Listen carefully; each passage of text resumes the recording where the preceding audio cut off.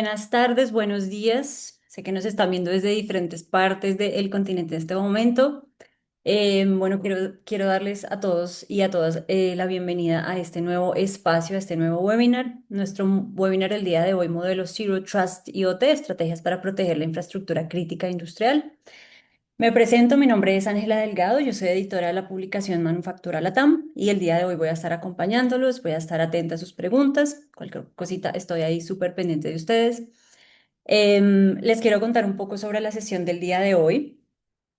Nosotros pensamos este espacio para abordar justamente la temática del modelo del modelo de seguridad Zero Trust aplicado específicamente a entornos OT con el objetivo pues de pensar y de diseñar o de encontrar como esas estrategias concretas que permitan a las plantas proteger estas infraestructuras críticas. Sabemos que estas infraestructuras en el pasado estaban muy desconectadas y tenían otro tipo de modelos de seguridad y otro tipo de preocupaciones, pero en esta nueva era pues todo cambió y esto hizo que todo estuviera hiperconectado, lo que generó y lo que creó unos ambientes y unas amenazas distintas, ¿no?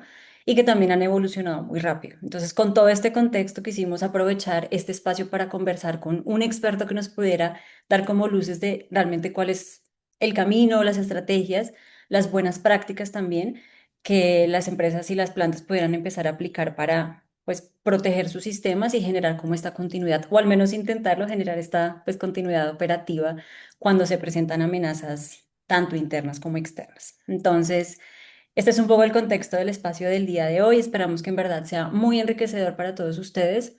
Les cuento que ahí en la aplicación van a ver como una cajita de preguntas y respuestas. La idea es que ustedes a lo largo de toda la charla vayan poniendo sus preguntas, vayan dejando ahí todos sus comentarios y sus preguntas para que al finalizar la presentación de nuestro speaker podamos empezar a discutirlas, podamos empezar a abordarlas. ¿Listo? Entonces, por favor, anótenlas ahí, déjenlas ahí consignadas que al final las vamos a abordar. Vamos a destinar unos minutos al final después de la charla para poder responderlas. ¿Listo? Antes de presentarles a nuestro speaker del día de hoy, quiero darle un agradecimiento a nuestro patrocinador Epicor, que ya es un amigo de la casa. Y como saben, pues Epicor es una empresa muy importante para el sector porque se ha convertido en uno de los proveedores líderes en soluciones ERP diseñadas específicamente para industrias pues de manufactura discreta. Así que muchísimas gracias por apoyarnos en el día de hoy y hacer posible pues este espacio, este nuevo espacio pues de conocimiento y académico que sabemos que es muy importante para seguir aprendiendo en esta carrera que no para, ¿no? Y ahora sí quiero presentarles a nuestro speaker. Hoy el día de hoy nos acompaña Enrique Fenollosa, quien es gerente general para Latinoamérica de S2 Grupo, compañía española especializada en ciberseguridad, ciberinteligencia y operaciones de sistema de misión crítica. Em, Enrique pues tiene una vastísima experiencia en este tema de ciberseguridad y por eso nos pareció tan importante traerlo el día de hoy. Em, es ingeniero superior de telecomunicaciones y Executive MBA por el Instituto de Empresa y tiene una experiencia que va alrededor de más o menos 25 años en el ámbito de la seguridad digital y de infraestructura crítica. Y pues básicamente su labor lo ha llevado a diferentes países y a conocer diferentes contextos. Entonces, sabemos que nos puede aportar muchísimo desde su conocimiento y desde la experiencia que ha recogido a lo largo de su trayectoria. Entonces, Enrique, bienvenido. Muchísimas gracias por acompañarnos en este espacio, por haber atendido a nuestro llamado para este espacio de conversación. Y pues nada, muchísimas gracias. Muchísimas gracias a vosotros por la invitación. La verdad es que es un placer estar aquí con todos vosotros. Voy a ir compartiendo la presentación. He preparado pues unas transparencias para apoyar un poco el discurso. Perfecto. Voy a apagar acá mi micro y ya el escenario es todo tuyo. Listo. Vale. ¿Me validáis que se ve correctamente?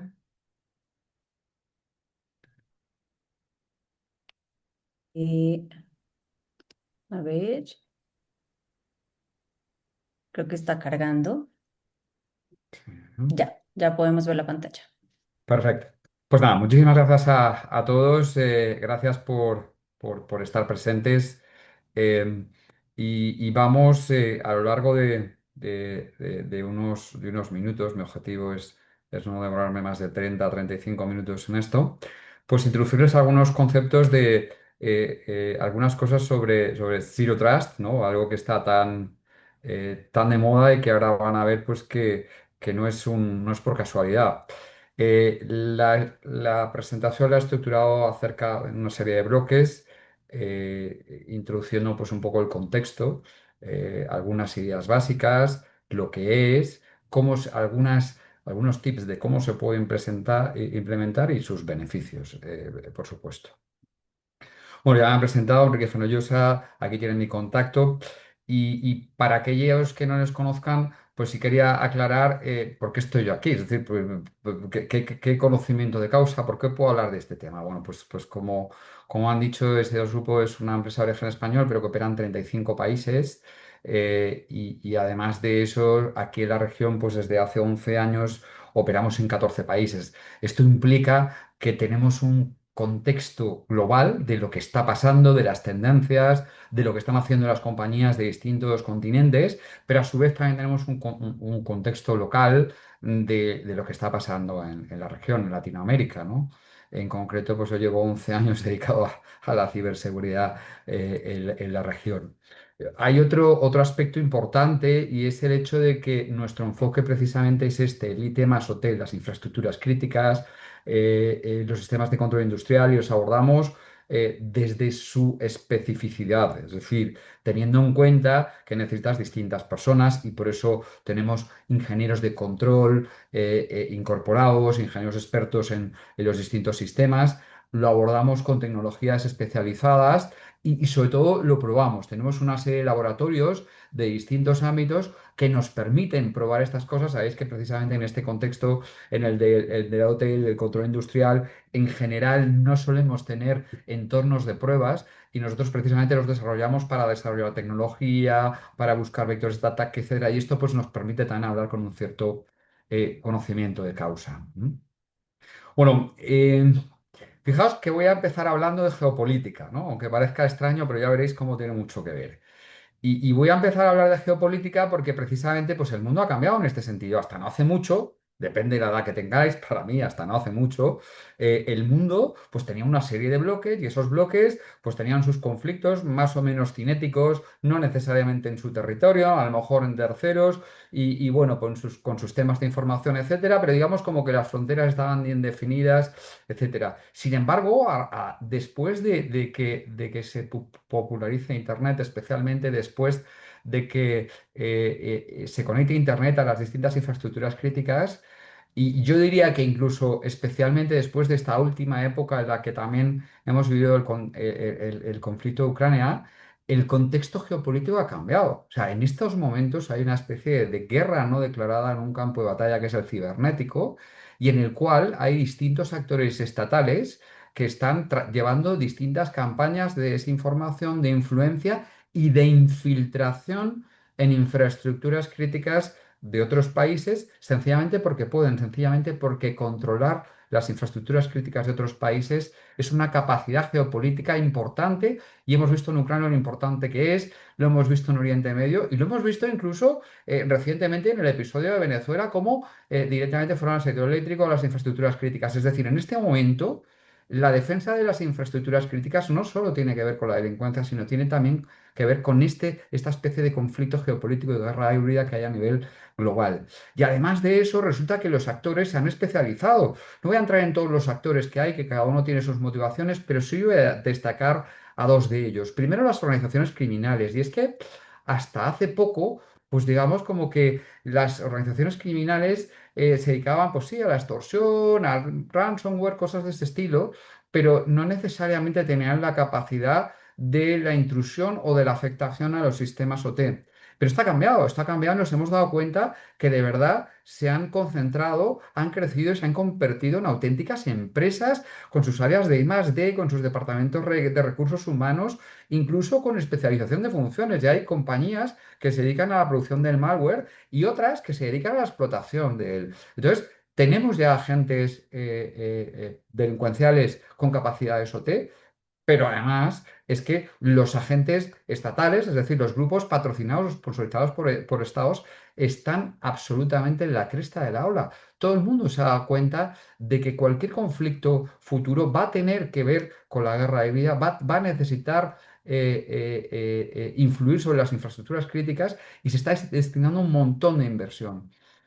Y si esto no era suficiente, en noviembre de 2022 llega ChatGPT y con ello se dispara exponencialmente la inteligencia artificial.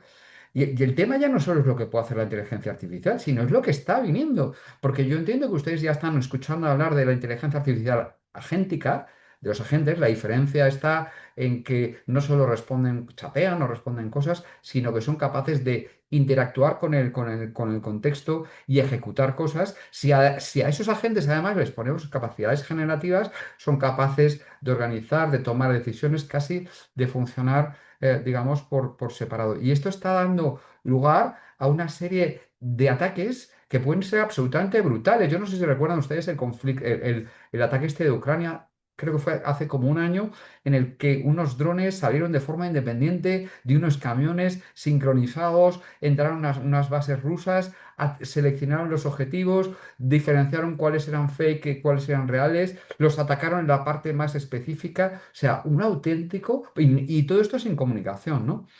Entonces, imagínense, si esto lo pudimos hacer hace un año, no se imaginan lo que somos capaces de hacer ahora. Entonces, resulta que estamos como en una especie de tormenta perfecta, en el que además de esta convergencia tecnológica, resulta que tenemos una especie de motivación por el conflicto geopolítico a nivel global. Es decir, es una capacidad relevante el hecho de poder influir sobre infraestructuras críticas como la manufactura, como la energía, como cualquier tipo de proceso industrial que pueda afectar a un país, a los que se nos ha sumado la inteligencia artificial y por eso surge con fuerza todo este concepto del Zero Trust, que es algo que vamos a ver a lo largo de toda esta presentación.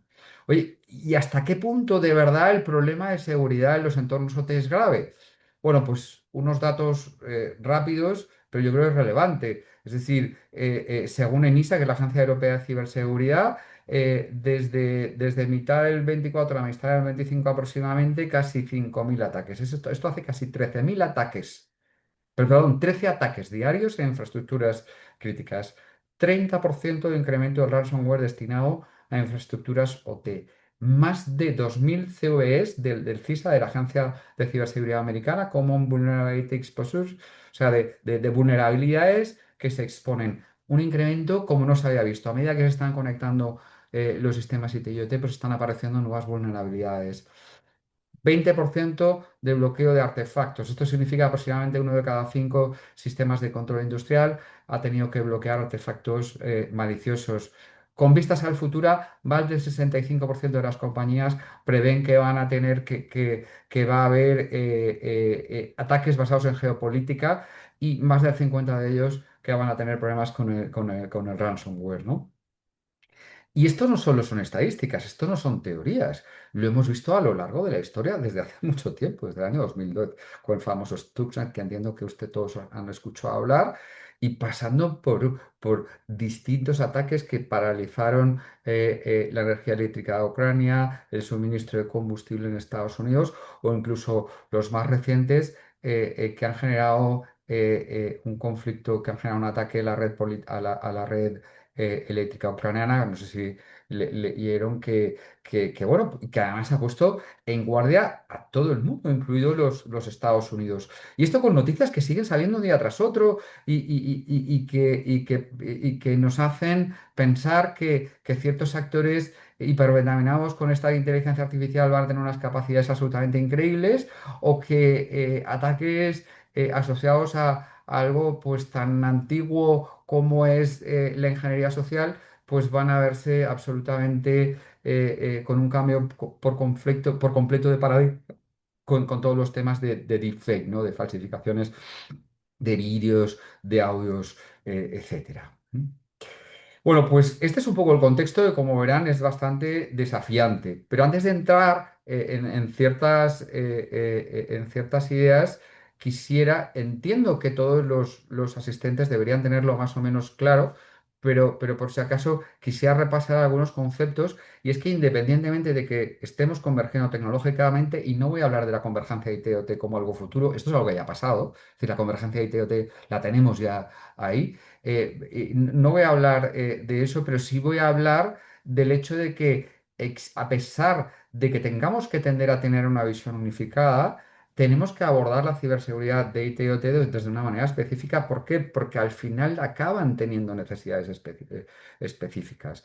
Por ejemplo, cuando en entornos IT, pues lo más prioritario es la confidencialidad, que nuestra información no sea divulgada. En los entornos OT lo más importante va a ser la disponibilidad, es decir, que el proceso siga funcionando, aunque en un momento dado se puedan exponer cierta información acerca de sus consignas, ¿no?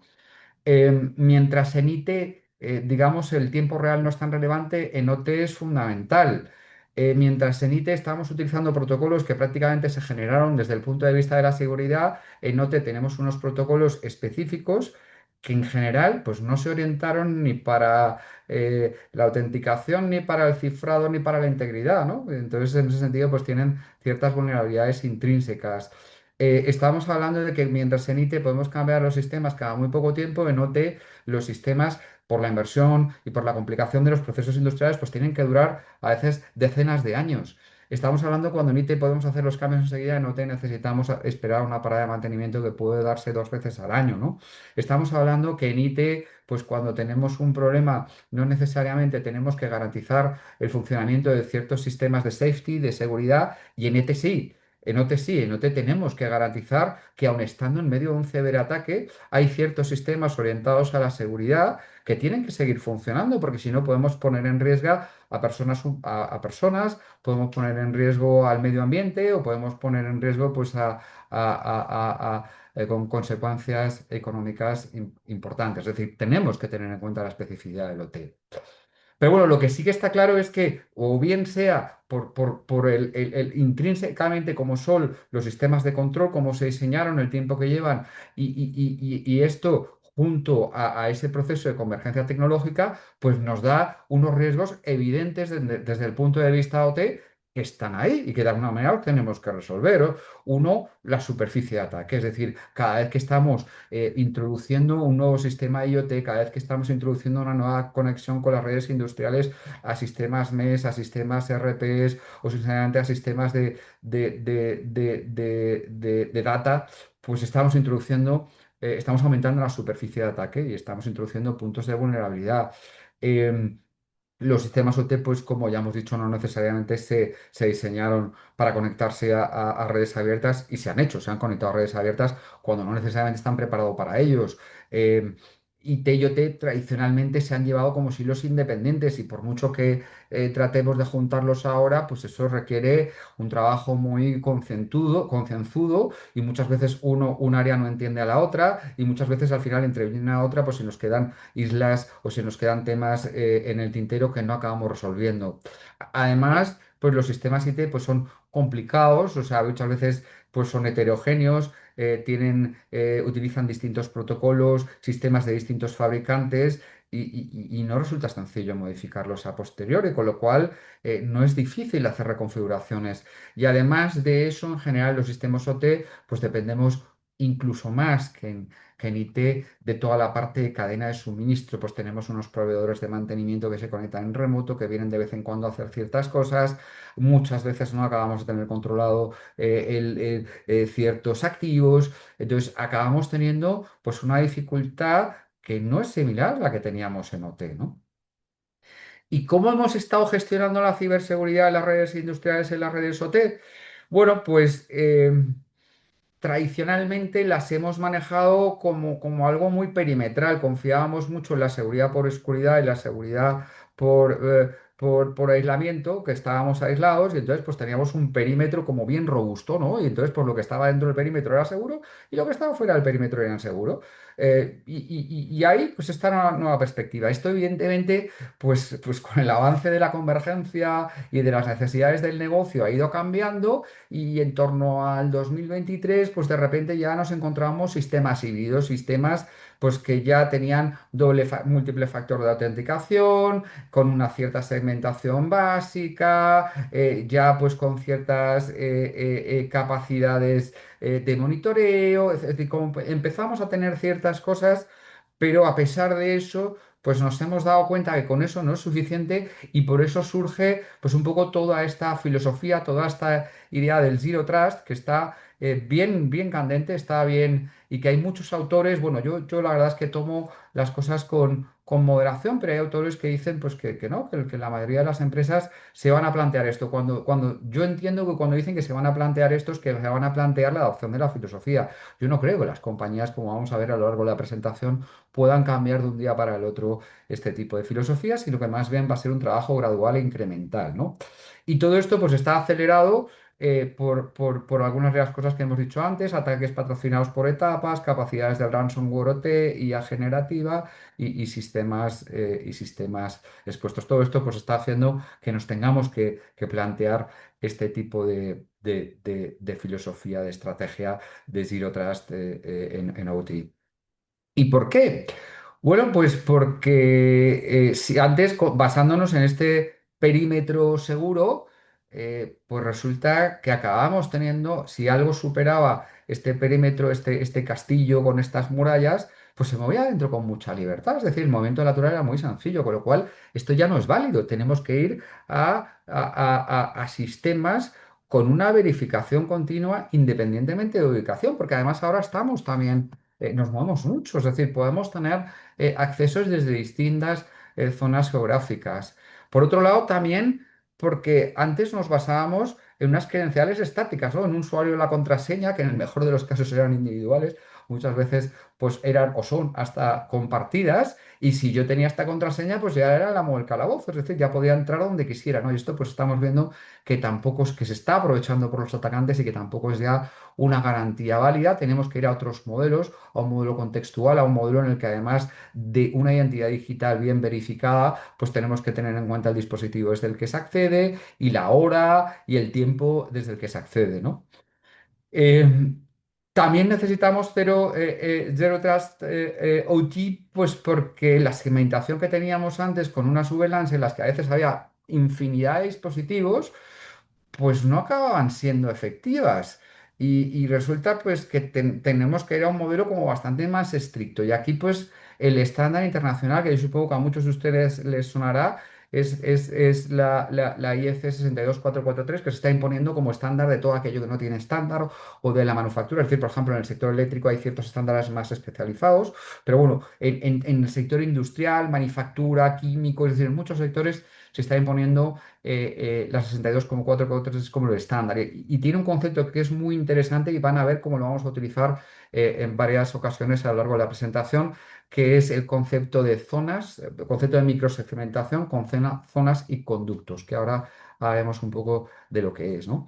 Y luego otro tema importante del por qué necesitamos el Zero Trust es por la visibilidad, ¿no? Y es que hasta hace poco estábamos monitorizando los protocolos industriales pues desde fuera, ¿no? Es decir, oye, pues sabemos que era tráfico industrial y si iba bien, pues ya, pero nos hemos dado cuenta que también podemos utilizar los protocolos industriales para realizar ataques. Hay ataques, pues, por ejemplo, yo con 104 puedo hacer un descubrimiento de red o es decir, puedo hacer ciertas cosas. Entonces, esto ya no nos sirve, ya no nos vale con monitorizar la parte externa de los protocolos industriales, sino tenemos que entrar dentro de los protocolos industriales y hacer y ver qué es lo que está sucediendo dentro. ¿Mm?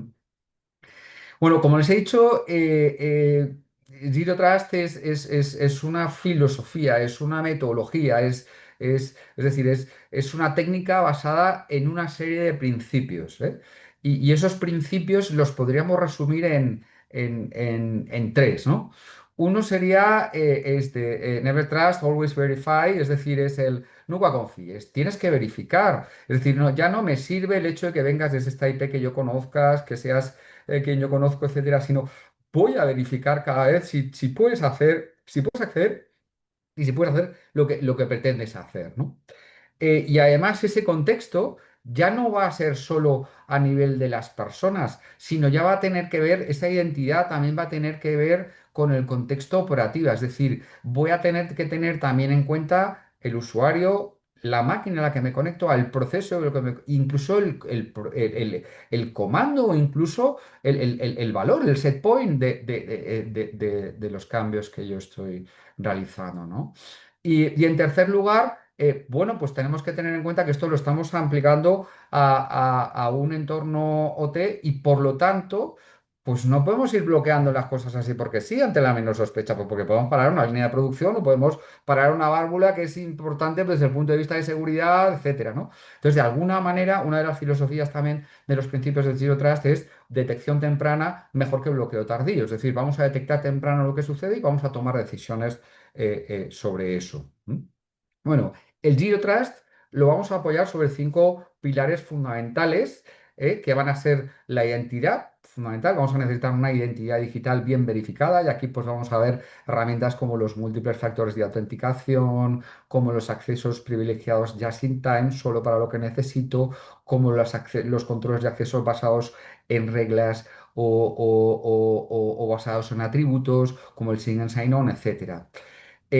Además de eso, los dispositivos, o sea, los dispositivos desde los que nos conectamos y los dispositivos pues, van a tener que estar, primero voy a tener que conocerlos, es decir, voy a tener que tener un inventario y van a tener que tener una serie de seguridad, que tienen que estar bastionados, digamos, como tienen que estar jardinizados, tienen que ser seguros y voy a tener que utilizar herramientas para valorar eso. Luego, por supuesto, la red, ¿no? Ya hemos introducido el concepto de, claro, una red plana es insegura porque permite mucho movimiento lateral. Entonces, esa red la vamos a tener que segmentar, que ya hemos dicho con que en el lenguaje de la 62443 es microsegmentar y que vamos a tener que tener elementos que van controlando la comunicación entre estas zonas, ¿no? Pues como firewalls de nueva generación, firewalls que entiendan los protocolos industriales, etcétera. Luego, pues vamos a tener, por supuesto, las aplicaciones, las distintas aplicaciones, pues yo que sé, RPM, sistemas de análisis, de estadísticas, de inteligencia, y que de alguna manera, pues vamos a tener que tener un cierto control también sobre este tipo de aplicaciones, vamos a tener que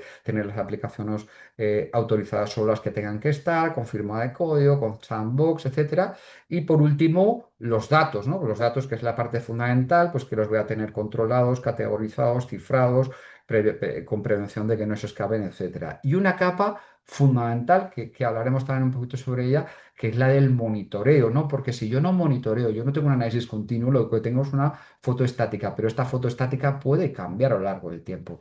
Y para ver la evolución a lo largo del tiempo, lo que puedo hacer es monitorear. ¿M? Esta es la transparencia más compleja que le voy a presentar. Pero ya van a ver que como se lo cuente, a pesar de que parece un poco complicado, no lo es, ¿no? Esta es la transparencia, digamos, como que ya nos introduciría el modelo de arquitectura por capas de Zero Trust y el stack, es decir, pues un poco las bases tecnológicas en las que se apoya, ¿no? Vemos un poco los pilares que hemos comentado antes. Oye, nunca puedes confiar, siempre tienes que verificar, tienes que asumir que siempre estás comprometido y las cosas hay que hacerlas con los mínimos privilegios, ¿no? Bueno, pues lo primero que veríamos sería la capa cero, la capa en la que se apoya, y la capa en la que se apoya es la de los activos OT. Bueno, pues fundamental, como hemos dicho antes, que aquí están donde estarían todos mis activos, ¿no? Pues mis PLCs, RTUs, HMI, sistemas SCADA, bueno, los distintos, ¿no? No me voy a extender en este tema. Bueno, pues lo primero que tendremos que garantizar es que sepamos todos los activos que tratamos de proteger, pues difícil sería protegerlos si no sabemos lo que estamos protegiendo, y por otro lado, pues que estén correctamente configurados. Entonces aquí pues vamos a ir nos vamos a basar pues en herramientas pues lo típico, ¿no? Pues de descubrimiento de activos, de análisis de vulnerabilidades, de gestión de la configuración, etcétera. ¿Mm? Sobre estos activos, lo que vamos es a segmentar, ¿no? A esta microsegmentación granular que ya hemos introducido según lo que podrían ser los conceptos de la 62443 y esto que lo de las zonas y conductos, pues con lo que tiene que ver es con el hecho de que yo agrupo activos de una manera lógica desde un punto de vista de sus requisitos de seguridad o de su funcionalidad o de como una combinación de ambas, etcétera, y los conductos son las comunicaciones entre estas zonas, pero que van a estar realmente controladas, van a estar controladas desde un punto de vista de lo que hemos dicho antes, de protocolos, de puertos, de comandos, etcétera, ¿no? Entonces aquí, pues yo lo que voy a necesitar es definir esto y sistemas que me ayuden a controlar la comunicación entre las distintas zonas, como son los firewalls de nueva generación, etcétera. ¿M? Después de esto estaría la capa de acceso, que es la que garantiza mi identidad digital y ya no solo mi identidad digital, sino que tengo la capacidad de hacer lo que quiero hacer, lo que estoy intentando hacer, ¿no? Y sería la identificación, autorización, validación, etcétera. Y aquí pues ya estaría el Zero Trust Network Access, estaríamos hablando de múltiples factores de autenticación, en los accesos privilegiados just in time, solo para lo que necesito exclusivamente y nada más, otro tipo de autenticaciones, ¿no? Sobre esto tendríamos la capa, digamos, de políticas, que este sería como el cerebro, como el motor de inteligencia. Aquí es donde tendríamos los motores de reglas que nos ayudan a configurar y parametrizar todo lo demás, que nos ayudan a hacer una auditoría continua, que nos ayudan al control de sesiones, digamos, los servidores que utilizamos para hacer saltos y poder hacer las cosas de una forma controlada, etcétera, ¿no? Esta sería la siguiente capa. Y por último, arriba, pues esta capa de monitoreo continuo, analítica, incluso otro tipo de herramientas que nos ayudan a automatizar tareas, pues como el SOAR, ¿no? Y entonces, pues aquí tendríamos los distintos conceptos como los sistemas de detección de intrusos, los IEM, los SOAR, los EDR, XDR, incluso las herramientas de threat hunting, ¿no? Porque en este monitoreo es importante no solo tener en cuenta digamos, las reglas, sino también en cuenta las anomalías. Y sobre esto quería hacer un poco de zoom. Y nosotros a esto le damos mucha importancia. Nos hemos dado cuenta que el monitoreo es fundamental, porque si tú no sabes lo que pasa en el momento pasa, aunque no sepas muy bien exactamente cómo ha venido, te permite reaccionar. Si tú no te enteras de lo que está pasando, te puede suceder una vez tras otra y tú no te enteras, ¿no? Entonces, en general, solemos hablar mucho de los modelos de monitoreo, ¿no? Que es lo que vemos en la rueda más grande, más abajo, ¿no? En la que tenemos, bueno, pues reconocimiento de ataques basados en firmas, descubrimiento de equipos no identificados, detección de comunicaciones no habituales, bien sea por frecuencia, por protocolos no habituales, o anomalías, ¿no? Anomalías basadas en estos protocolos. Bueno, pues nosotros creemos que esto está muy bien, pero estos al fin y al cabo son ataques desconocidos. Y esto hay que complementarlo con dos cosas, con inteligencia y con threat hunting. Entonces nosotros lo que hacemos es con toda esta información que vamos obteniendo de lo que está sucediendo, de alguna manera se lo subimos a equipos de inteligencia y estos equipos de inteligencia que a su vez están intercambiando inteligencia con otros actores, a su vez lo que hacen también es tratar de encontrar las técnicas, tácticas y procedimientos que están utilizando los principales grupos, en general APT, que representan la mayor parte de nuestra superficie de exposición, ¿vale? Entonces, esta inteligencia, estas técnicas, tácticas y procedimientos, es decir, cómo actúan estos grupos de potenciales atacantes, se baja por un lado como reglas de inteligencia tanto al monitoreo y va hacia el threat hunting también, hacia la búsqueda proactiva de amenazas, de anomalías, ¿de acuerdo? Que hacen una búsqueda selectiva, ¿no? Entonces, creemos que esto es relevante, creemos que es muy importante el monitoreo y que es muy importante y una tendencia fundamental el complementar este monitoreo de redes industriales con inteligencia especializada para redes OT, para redes industriales y threat hunting específico OT, ¿no? Bueno, y yo creo que una pregunta que muchos de ustedes se estarán haciendo, bueno, ¿y cómo empiezo? ¿Por dónde empiezo? ¿Cómo doy el primer paso? ¿Cómo voy tendiendo hasta esto, ¿no? Bueno, pues el resumen sería de con mucho cuidado. Es decir, con mucha prudencia, con mucho sentido común, porque evidentemente, pues saben que estamos hablando de sistemas productivos en los que pues, no nos podemos permitir el lujo de interrumpir la producción y que tenemos que tener un balance razonable entre una seguridad robusta y una operación adecuada, ¿no? Algunos consejos al respecto. Obvio, pues como dicen los americanos, primero bateo, luego camina y luego corre, ¿no? Entonces empieza por un piloto controlado, pues en una zona controlada en la que puedas validar que las cosas están funcionando y luego pues lo escalas, ¿no? Con una gestión de riesgos, claro, aquí hay que tener que cada vez que interrumpimos un tráfico podemos estar cortando una comunicación relevante o podemos estar introduciendo tiempos que en un momento dado pueden acabar influyendo en el tiempo real. Es decir, hay que ir evaluando cómo cada medida que estamos de seguridad que estamos incorporando puede estar afectando a la operación. Experimentos con gaseosa, es decir, si al final yo pruebo y algo me funciona, no funciona, tengo que tener la posibilidad de volver atrás y eso de una manera controlada, probada, etcétera. Tengo que estar seguro. Y luego, pues tengo que tener el contacto con las áreas operativas, es decir, tengo que tener un contacto entre IT y OT, porque en muchas ocasiones, pues hay dispositivos de seguridad o perímetros o cosas así que están controladas por un área o por otra. Y si una de las áreas empieza a implementar este concepto sin contar con el otro área, pues podemos acabar cometiendo a veces alguna barbaridad. A ver, esto es un modelo. Tienen que tener en cuenta que esto al final no acaba teniendo unos bordes exclusivamente. O sea, dado que es una metodología, dado que es una filosofía, no acaba teniendo unos bordes exclusivamente cerrados, ¿no? Digamos como que estos son conceptos que tenemos que ir incorporando y que en un momento dado pues pueden tener una cierta flexibilidad. Pero por aportarles algo de información, pues hemos generado esta infografía un poquito en nuestra comprensión de lo que podría ser un modelo incremental para ir tendiendo hacia el Zero Trust.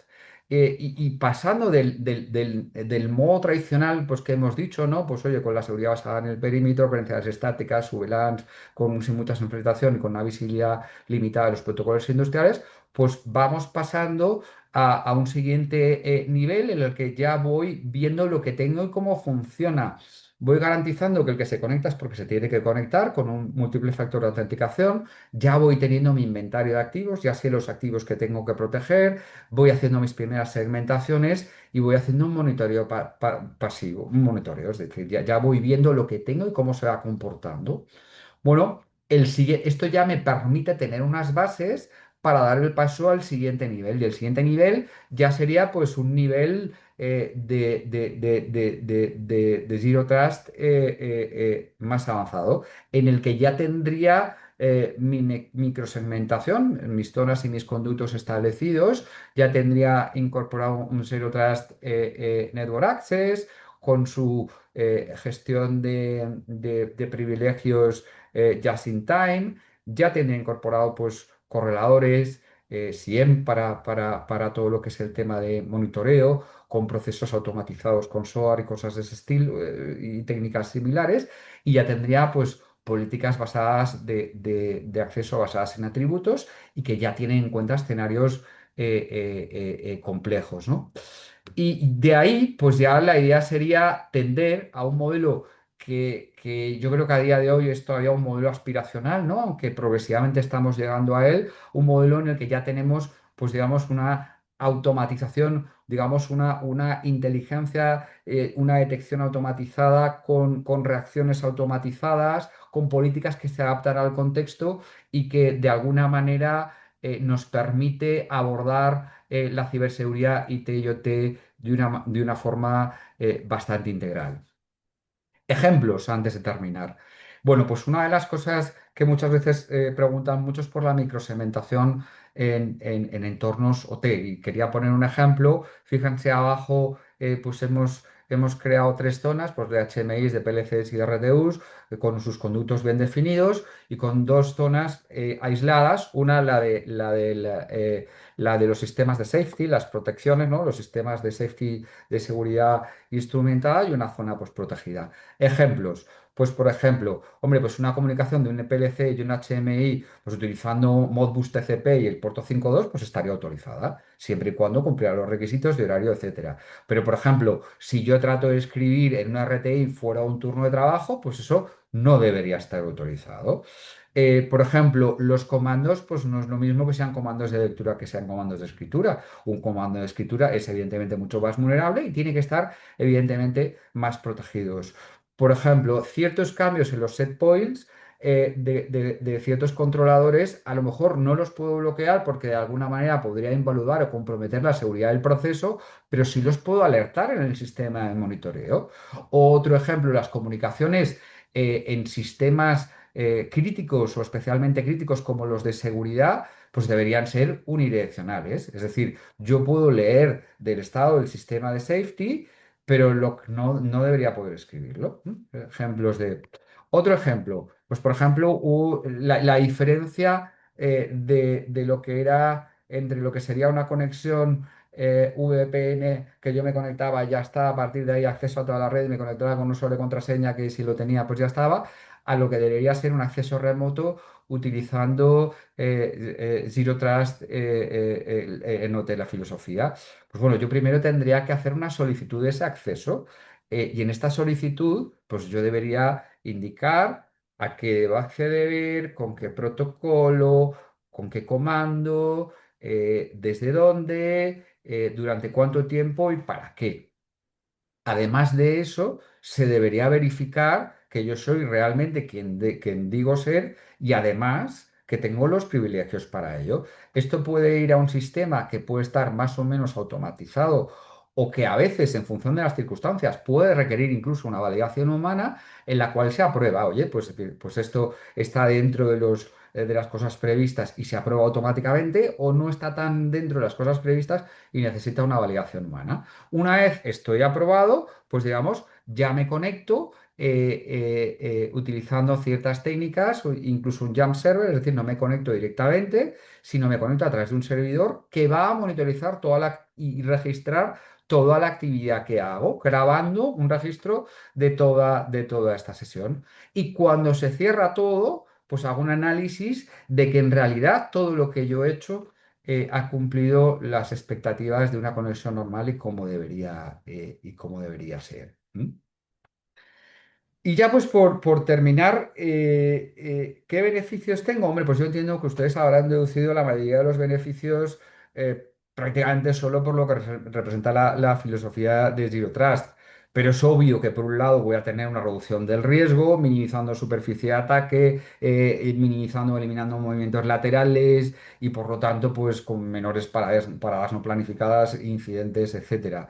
Por otro lado, incluso me ayuda a mejorar la operación, porque si soy mucho más preventivo, pues voy a tener menor tiempo entre paradas, voy a tener una detección continua que me va a evitar errores y voy a tener la capacidad de operar de una manera más resiliente que una empresa que no lo tenga, ¿no? Y luego, por otro, pues tengan en cuenta que al final se están dando planteamientos normativos. Ustedes entiendo que saben lo que sucede con la NIS 2 en Europa. Bueno, Chile ya ha sacado su ley marco de ciberseguridad. Perú la tiene en proyecto, Brasil la sacó, Colombia también la tiene en proyecto. Es decir, al final, evidentemente, los gobiernos se han dado cuenta que la cancha de las infraestructuras críticas, de la manufactura, de la producción, se ha convertido en un sector crítico para la población. Y obviamente, pues los gobiernos no van a dejar que solo se proteja pues con el criterio de cada uno, sino van a poner una serie de normativas. El incorporar filosofías de este estilo y otras nos ayudan al cumplimiento de esas normativas, alinearnos con las tendencias de futuro y por lo tanto pues estar en la parte, digamos, más alta o en la parte alta de la prevención y al final pues a tener una política competitiva como compañía, ¿no? Es decir, adelantarme al riesgo y no acabar pagando el riesgo, ¿no? Y bueno, pues hasta aquí la intervención teórica expositiva y a partir de ahora pues quedo un poco ya a su disposición para responder las preguntas que hayan podido surgir a lo largo de la exposición. Bueno, pues primero muchísimas gracias por esa presentación. La verdad sí creo que es un tema que no para a medida que vayamos, no sé, a la medida que como que todo se vaya tecnificando, digitalizando, que todo vaya estando más conectado, pues siento que estos riesgos van aumentando. Entonces sí me parece que es una conversación que no para de actualizarse todo el tiempo. Entonces muchísimas gracias. Y quiero empezar por una pregunta que justo tenemos acá en el chat y se alineaba con una que yo tenía, que es hablando un poco sobre, bueno, Leonardo Apaza nos dice, si tenemos ya una implementación de Zero Trust a nivel de IT, pero en entornos OT no tienen nada, ¿cuál sería el mejor paso para hacer esa sinergia? Hombre, yo creo que la ventaja de eso es que al menos se tienen los conceptos básicos, pero ojo porque la implementación es distinta por la propia especificidad de OT, lo que hemos dicho. Es decir, yo ni te puedo hacer muchas cosas, bloquear cosas, etcétera, que no puedo hacer.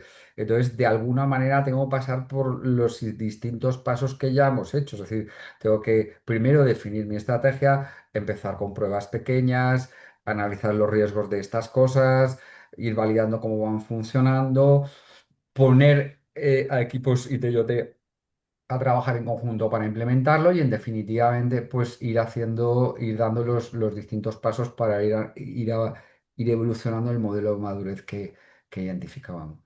Era lo que decías de arrancar como por el tema del piloto y luego ir como haciéndolo extensivo, digamos, al resto de la operación. Porque el riesgo no tiene nada que ver en uno como en otro. O sea, aquí podemos parar Claro. líneas, podemos parar dispositivos de seguridad, válvulas, pues, podemos generar vertidos. Es decir, tenemos que hacer las cosas con otra filosofía, otra estrategia. Buenísimo.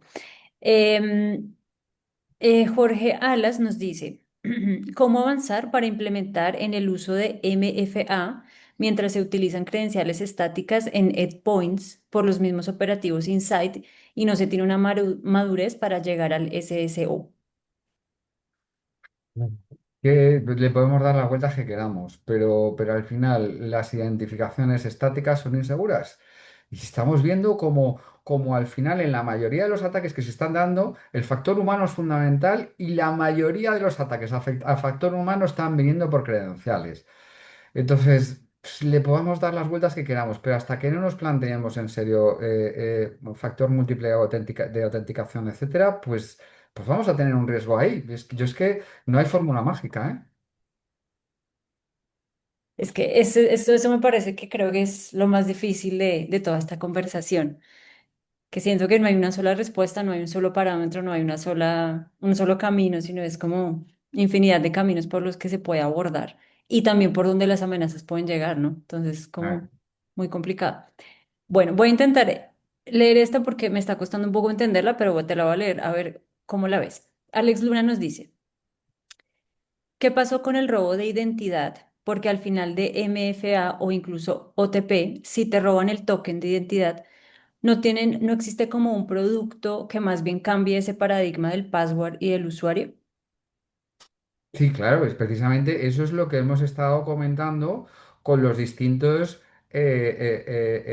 con las distintas herramientas que hemos mencionado a lo largo de la presentación. Es decir, herramientas que no solo tienen en cuenta la autenticación del usuario, sino también la autenticación del dispositivo, la autenticación de la función o del protocolo con el que me estoy conectando, el horario, la duración, etcétera, ¿no? Entonces, precisamente la filosofía Zero Trust lo que está haciendo es ayudarnos a todo esto, a que, mira, no solo por el hecho de haber perdido un OTP, un One-Time Password de sistemas de estos, lo he perdido y ya estoy comprometido, ¿no? A eso viene precisamente la filosofía Zero Trust, a que no solo te haga falta eso, sino te haga falta muchas más cosas, te haga falta el dispositivo, que estés en el sitio correcto, en la hora correcta, en tu turno, que tengas permiso para hacer eso, etcétera.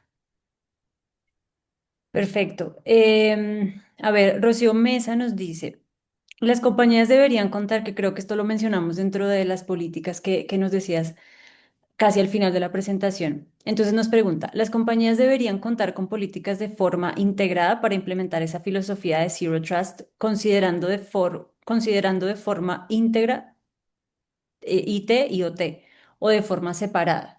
¿Qué aspectos importantes se deberían considerar? Creo que acá está haciendo como la distinción justamente de integrar las dos en la misma filosofía o tenerlas por separado. Fundamental. Mira, o sea, fíjate, nosotros que llevamos dedicados a esto más de 20 años y que tenemos una especialidad en OT fortísima en 35 países, nuestra estrategia es el IT más OT. Y el IT más OT no es como hemos entendido ahora, el IT por un lado, el OT por otro lado y luego lo junto. No, porque es que entonces puedo estar poniendo al mismo nivel un riesgo documental de un sistema IT con un riesgo productivo en un sistema OT. Y eso es lo que no tiene sentido. O Claro. yo puedo estar haciendo una evaluación y resulta que como lo estoy haciendo con un equipo IT, llega una parte de OT y no puedo avanzar o viceversa, ¿no? Precisamente eso es en lo que nosotros creemos que es donde hay que trabajar y es en el IT más OT, es decir, de alguna manera nativa entender los riesgos de ambos entornos y actuar de una manera conjunta desde la base tratando de defendernos de esos riesgos, nos vengan de donde nos tengas. Porque si tienes un incidente, te aseguro que tu presidente no te va a preguntar si ha venido de IT o de OT. Claro, claro. Al final fue un fallo que generó una pérdida, por ejemplo, un paro de operación o Claro. una, no sé. cuando pasaba esto de los datos también que se robaban bases de datos, por ejemplo, o sea, al final es como un impasse muy importante para las empresas. Bueno, Carlos Zúñiga nos pregunta, Zero Trust requiere una gobernanza muy estricta de identidades. ¿Quién debería ser el dueño de la política de seguridad en este modelo? ¿El equipo de IT que gestiona las identidades o el equipo de operaciones que conoce el proceso crítico? Y nos manda muchísimos saludos desde Monterrey. Nos están viendo desde allá. Esa es el eterno conflicto, ite y ote, ote. Sí, ¿Quién manda? ¿Quién da? Mira, a ver, yo te digo a ver, la realidad, la verdad, es que debería ser alguien que fuera capaz de entender los dos mundos. Por eso hablo del ite más OT.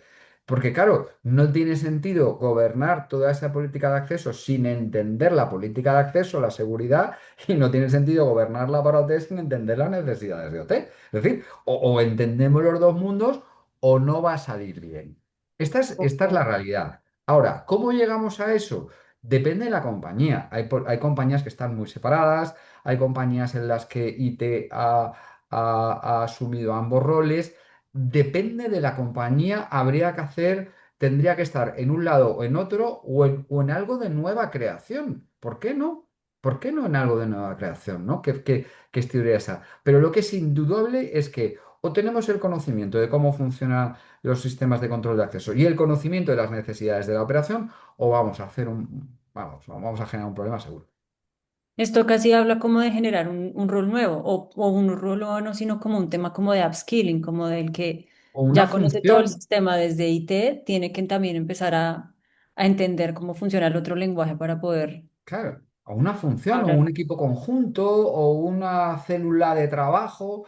No, el cómo llamar al envoltorio no quiero entrar.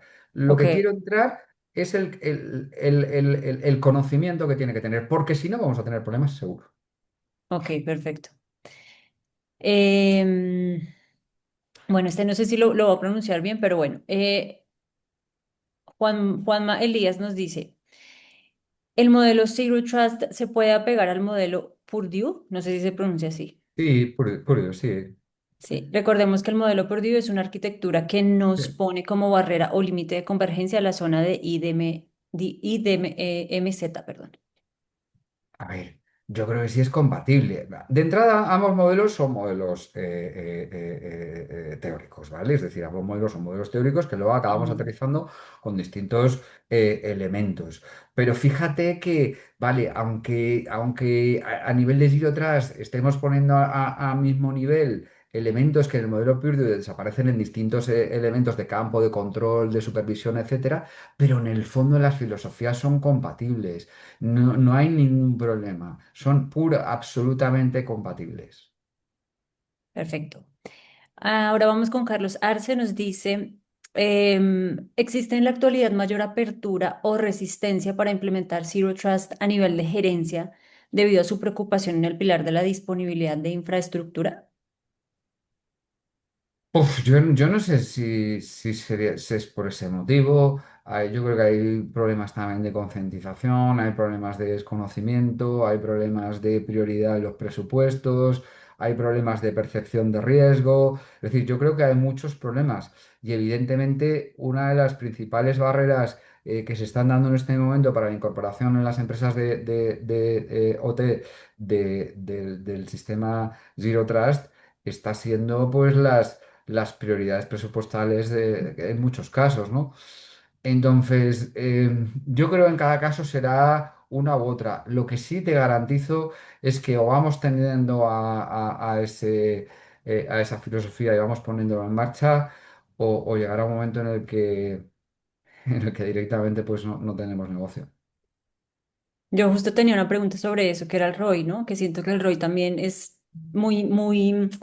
tiene un rol muy importante a la hora de Mm. hacer estas adquisiciones o hacer estos cambios de operación para las empresas. Y es como, ¿qué tan rápido yo puedo justificar esa inversión? Pero resulta que, pues, estos procesos son tan complicados y en el caso de OT pueden ser incluso tan inseguros, o sea, un ataque OT puede poner en riesgo la vida de la gente, ¿no es? Sí, o sea, no es, Ujú. son otro tipo de consecuencias que siento que a veces como que no se dimensiona que más allá de la inversión, pues esto puede salvar la operación, vidas y Claro. demás.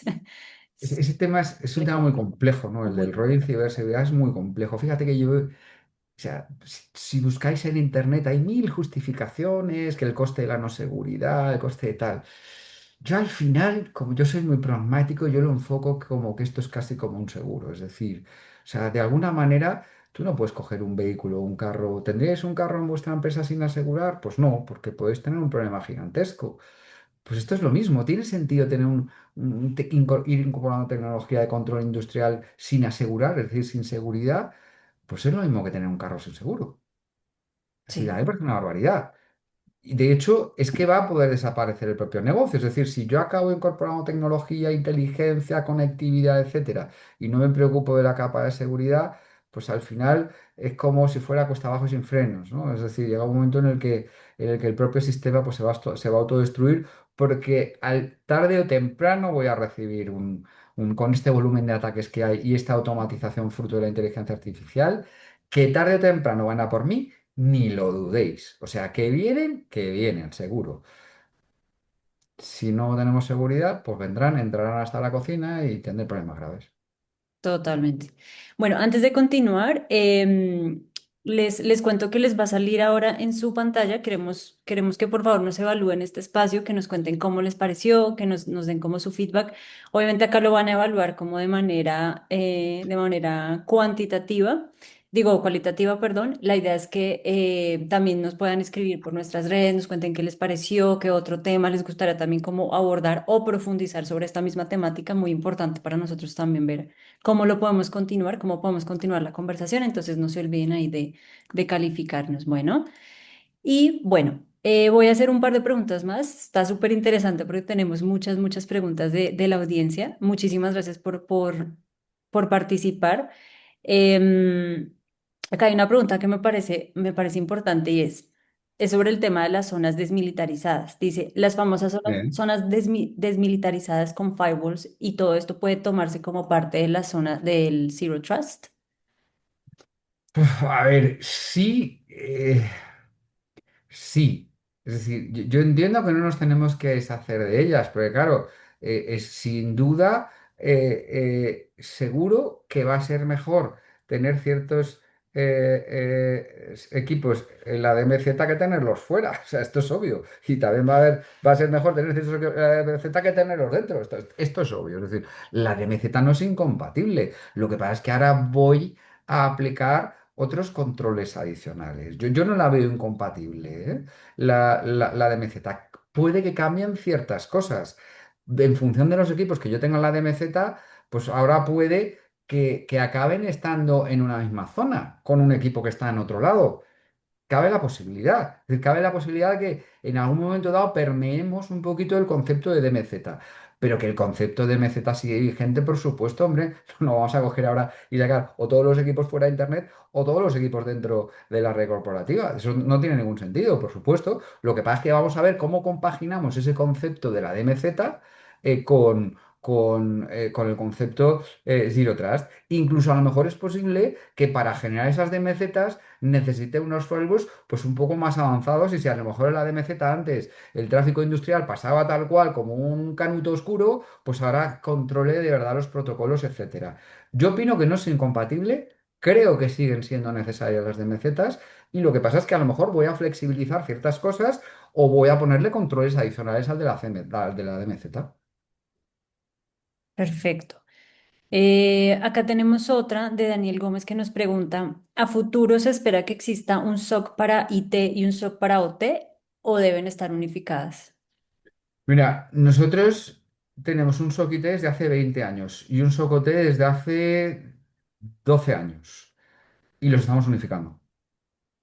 Ok, ok. De hecho, hubo una época en la que teníamos hasta distintos SOCs OT, un SOC para energía, un SOC para industria y un SOC para salud, llegamos a tener, y uno para defensa. Y ahora los estamos unificando todos, menos el de defensa por otros motivos. Ok. Perfecto. Yo creo que vamos a terminar con una más porque ya estamos llegando al final. Tenemos un montón de preguntas. Yo creo que nos podemos llevar todas estas preguntas y ver cómo les podemos hacer el Sí, feedback a los asistentes sí, se las porque... podemos responder offline sin problemas. Ajá. porque están muy chéveres y están muy, muy puntuales también. Entonces creo que vale la pena abordarlas como con un poco más de calma. Em, a ver, acá tenemos una que dice, una consulta. ¿Es viable utilizar un mismo dispositivo físico dividido en dominios virtuales separados para proteger IT y OT? Yo, yo personalmente no lo recomendaría. Ok, Tendríamos que tener mucha garantía, o sea, tendríamos que tener mucha seguridad.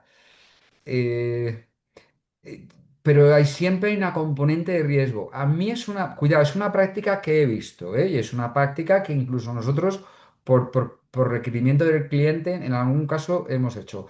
Ahora, si me preguntas a mí, yo preferiría que no. Depende de exactamente cómo lo vayamos a parametrizar, depende de cómo lo vayamos a conjugar, pero claro, es que siempre tienes el riesgo de ciertos ataques de bajo nivel que en un momento dado puedas. O ataques que tú en este momento no conoces, son un zero day y de repente, pues cuando te das cuenta, los tenías más dentro de lo que tú pensabas. No sé. perfecto. Pero esta es una opinión personal, ¿eh? Yo ahí no creo, o sea, siendo puristas, desde un punto de vista puramente técnico, si de verdad están bien aislados, Perfecto. Em, bueno, creo que tú habías puesto tu correo al inicio de la presentación, pero acá sí, también está saliendo el correo de S2 Grupo, porque acá me están sí. preguntando a qué correo también se pueden comunicar No, como para mejor abordar al esto. mío, Enrique Fenollosa, es que esto es de la presentación corporativa, Listo, listo. el que salió a ver si puedo llegar, Enrique Fenollosa, enrique.fenollosa arroba s2grupo.com. A ver si Listo, soy igual capaz de la idea llegar es que rápido. vamos a recogerlas todas para mandárselas a Enrique y que él pues después nos pueda hacer ese feedback y se los podemos, digamos, compartir ya como la respuesta más elaborada, porque sí tenemos muchísimas, me encanta que hayan participado tanto y sobre todo que este Aquí, tema les haya llegado, sabemos aquí. que era muy importante hablar de esto, entonces pues muchísimas gracias por su participación. Acá ya están viendo el correo que Enrique nos está poniendo en pantalla. Igual ahí estaremos comunicándonos con ustedes como para recoger todas las respuestas. Y pues nada, Enrique, un gusto como siempre conversar contigo. Muchísimas gracias por este espacio. Realmente es muy enriquecedor y muy como que le vuela a uno la cabeza tratar de adentrarse en todo lo que este tema conlleva. Entonces, pues muchísimas gracias por esta conversación, por todo lo que nos presentaste. Creo que quedamos más que antojados de seguir, para seguir hablando de este tema. Entonces, muchísimas gracias. Y espero que se repita, espero que podamos seguir conversando de esto porque sí. Encantado. Gracias a vosotros por la invitación y a vuestra disposición. Nosotros estamos encantados de compartir este tipo de temas. Bueno, Gracias. Buena tarde para todos. muchísimas gracias. Nos llevamos todas estas preguntas para poder compartirlas con Enrique, para poder seguir abordando, pues continuando más bien como esta conversación. A todos ustedes, de verdad, muchísimas gracias por haberse quedado hasta el final, por su participación, por su atención. Sabemos que el tiempo es muy valioso y una hora en esta vida tan agitada es un montón, así que de verdad, muchísimas gracias. Ahí estaremos en contacto. No dejen de escribirnos, por favor, sobre cómo les pareció este espacio, qué otras cosas quisieran como abordar o profundizar sobre esta temática u otras temáticas. Y a nuestro patrocinador nuevamente, Epicor, muchísimas gracias por hacer posible este espacio, que fue todo un éxito. Entonces, gracias a todos de verdad. Y pues nada, Gracias. espero que sigamos conectados y bueno, que sea un feliz resto de tarde para todos, que tengan buen día y pues un feliz resto de semana para todos. Muchísimas gracias. Igualmente.